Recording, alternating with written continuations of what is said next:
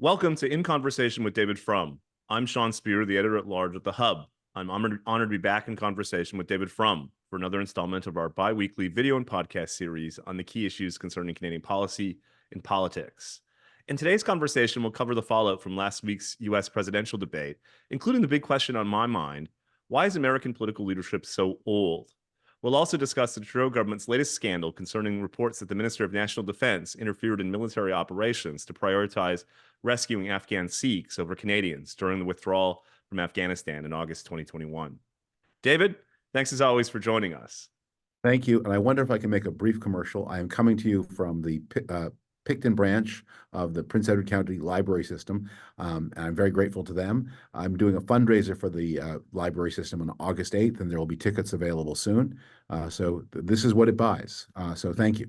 That's outstanding. We're so thrilled to have you back with us in Canada for the next several weeks. But your presence in Canada hasn't stopped you from being active in U.S. political debates over the past several days. You've been in the Atlantic and elsewhere, David, pushing back against some of the arguments concerning President Biden's fitness for office, or perhaps his fitness relative to President Trump. I won't ask you to relitigate your case here.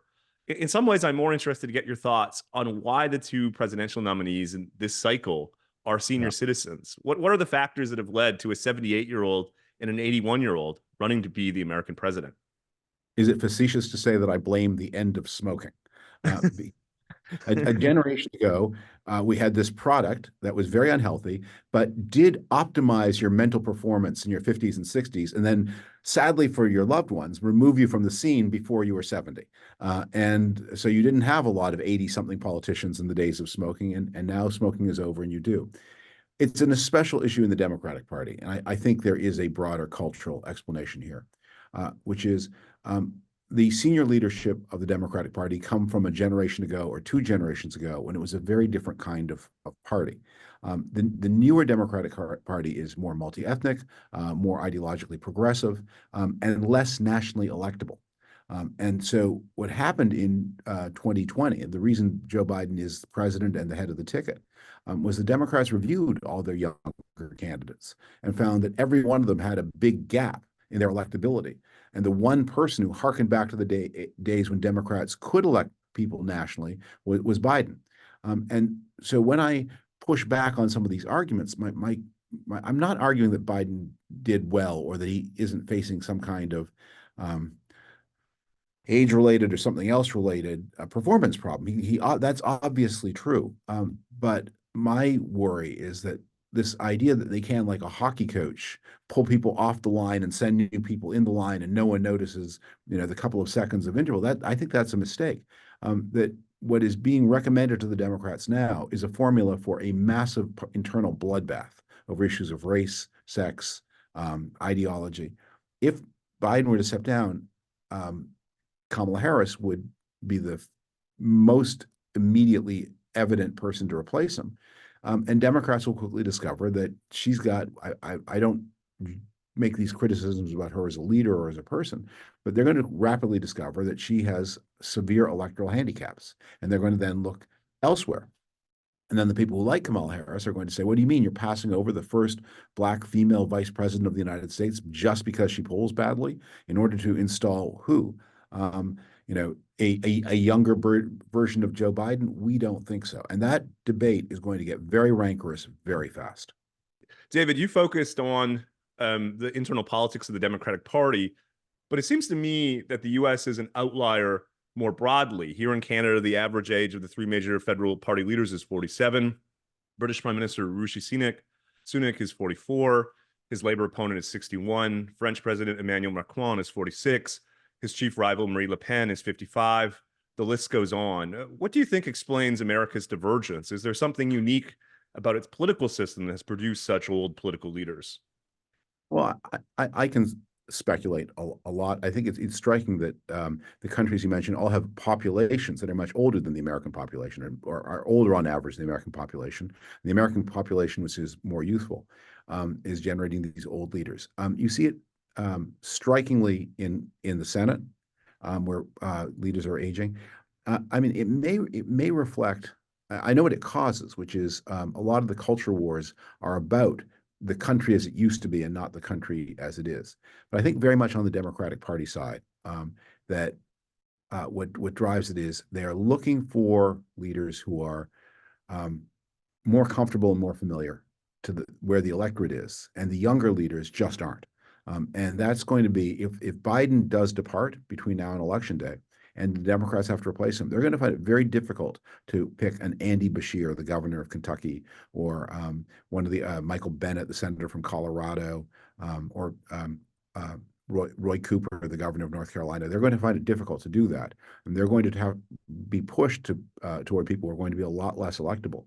And if there is a transition from Biden to Harris, all the journalists today writing stories about is Biden too old are going to suddenly discover that Harris also has polling problems, and we're going to hear a lot about that. They say about law school that on the exams, the answers never change, only the questions do. And I think a lot of these stories about Democratic nominees, the story never changes, only the reasons do. You've worked in the White House before and been around various political leaders in your life.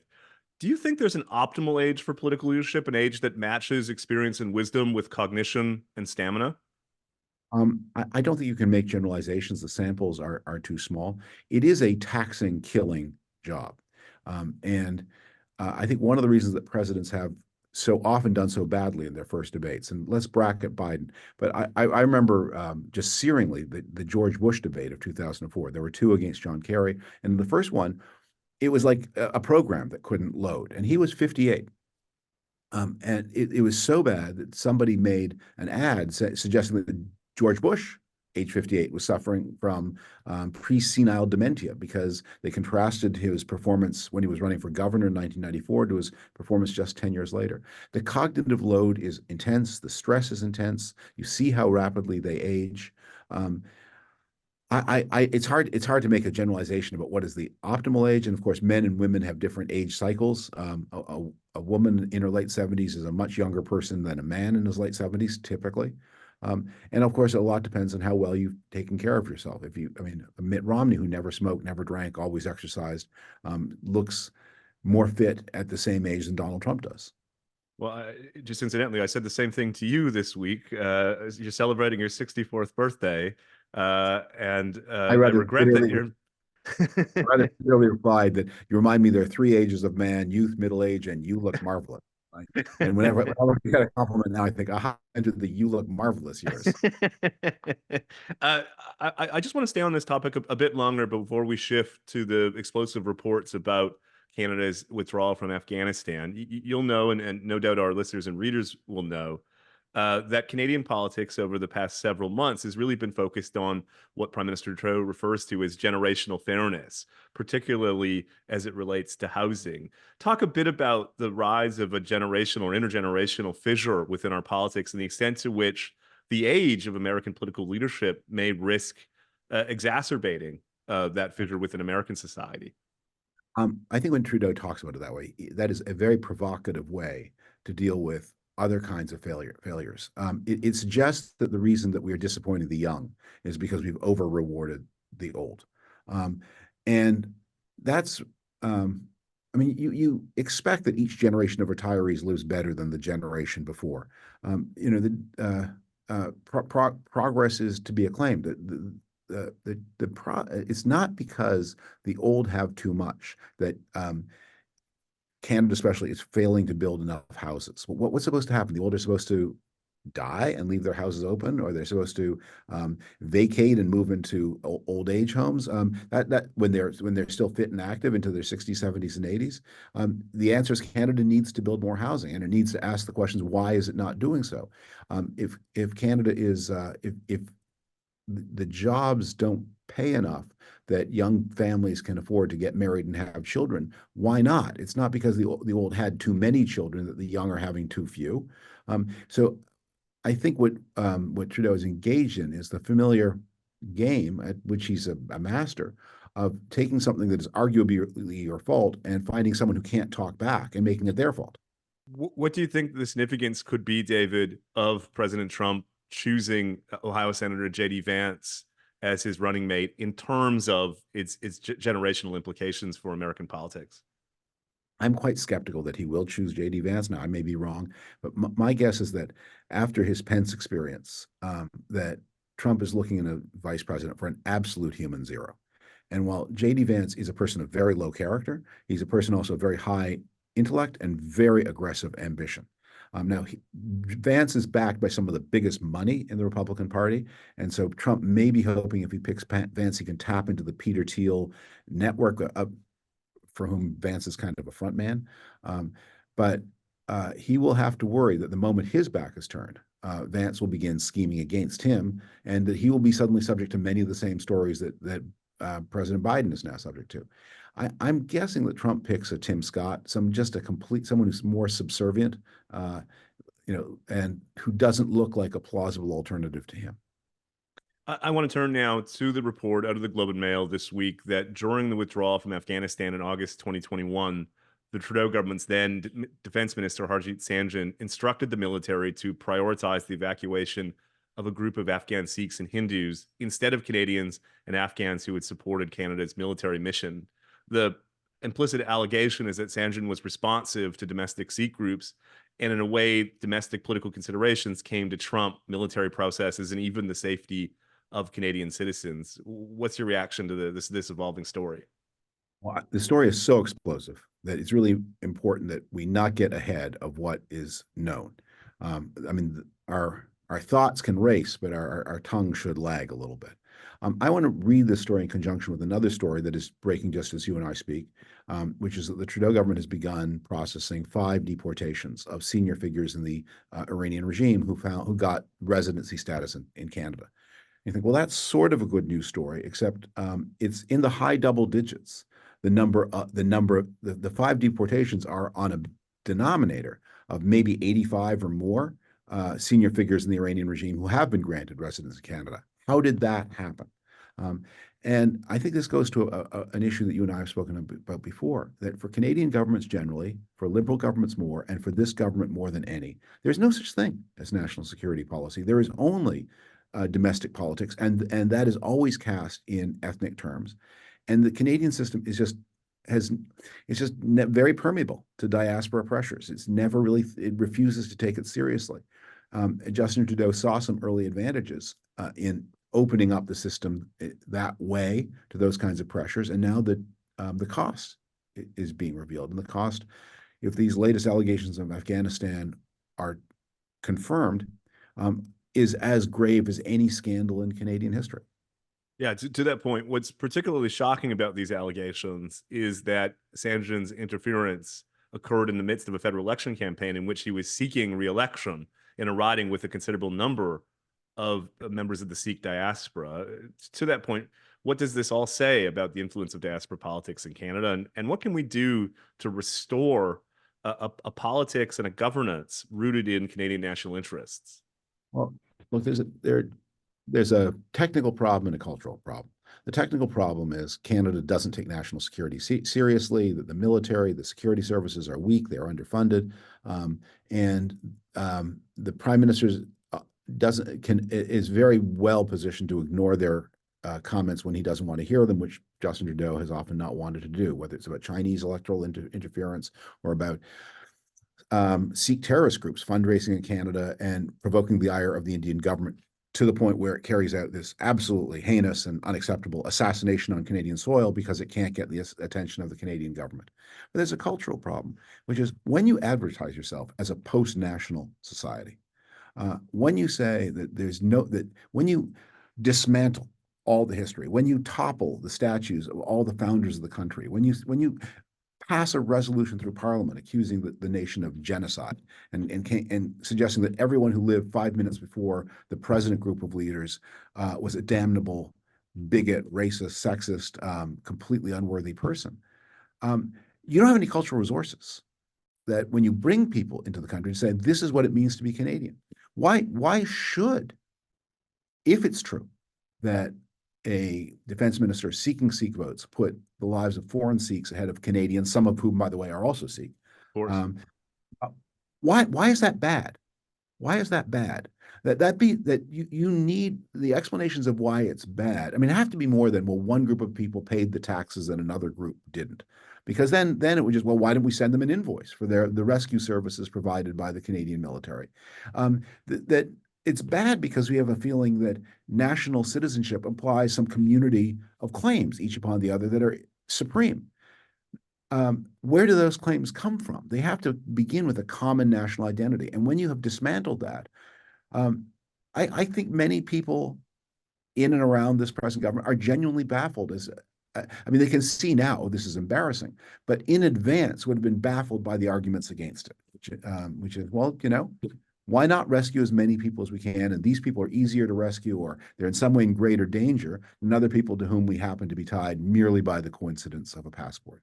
Yeah, I would just say in parentheses, David, that just in the past 24 hours or so, there's been reports that some of the people involved made political donations to Sajjan's rotting association. It makes the story more salacious, but in a way, it doesn't fundamentally change things. I mean, at its core, the allegation is that he interfered in the military operation to preference non-citizens over citizens. And what his motivations are, in a way, strike me as secondary. Well, I suspect that those donations, if they happened, are more in the nature of thank yous than they are in the nature of inducements. Um, uh, Money to writing associations is just not such a powerful force in Canadian politics, but it's more a marker of this was that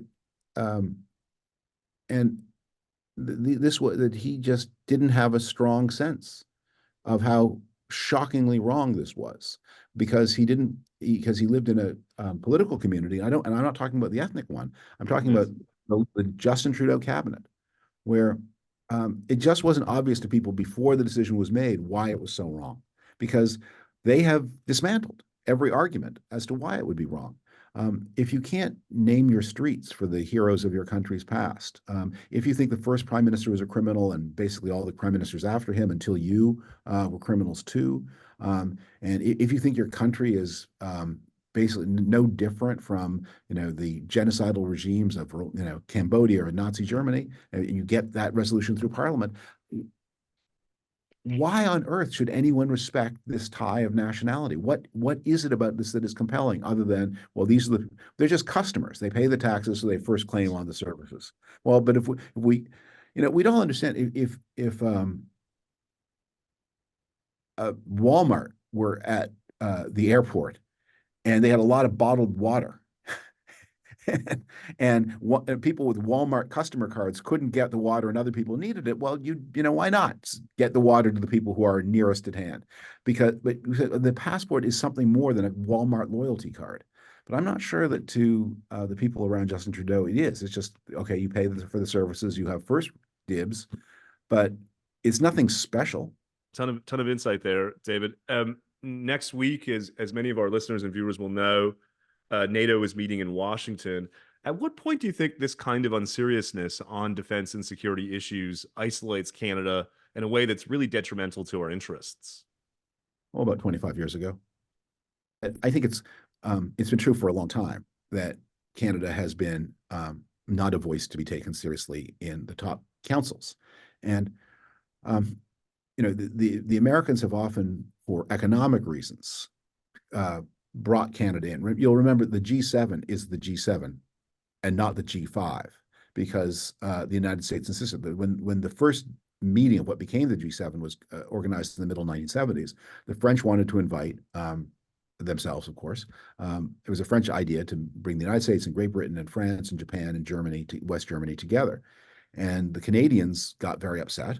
And so the United States put on a lot of pressure to bring Canada into the group. And because Italy was the economy between, I think in those days, France was number 5, and so Canada was number 7, Italy was number 6, so Italy joined too. But the Americans no one had any brief for Italy, because they knew Italy was not a serious security partner in the way those first 5 countries were. And so Canada's always relied on leveraging its special bilateral economic relationship with the United States to be heard strategically. But in the end, you get a vote, you get a voice and a vote in strategic matters by what you bring to the table. And Canada has not for a while brought enough, and it should bring more. And uh, and I mean, in Gaza, a place where Canada's had a lot of opinions to express, they don't get heard outside Canada, partly because the government says one thing one day, the exact opposite the next day, then back to position one on day three, then back to the opposite position on day five. So why take anything they say seriously? Just wait 48 hours and they'll say the opposite. But there is a very serious concern, which is Canada now has a rising tide of domestic violence, Sikh terrorism aimed at India, various kinds of anti-Semitic violence. And the question will be, how much do Canada's security partners share information with Canadian forces if they can't trust the Canadian state to be a reliable security partner and to at least to act on what it is told and not to leak it, and not to as they did with the India assassination, not to freelance using Allied information in ways without Allied permission. That's the type of clear-headed thinking that I know that our listeners and viewers have come to expect in these bi-weekly conversations. I want to thank you for joining me from the Picton Library, and I look forward to catching up in a couple of weeks. Bye-bye.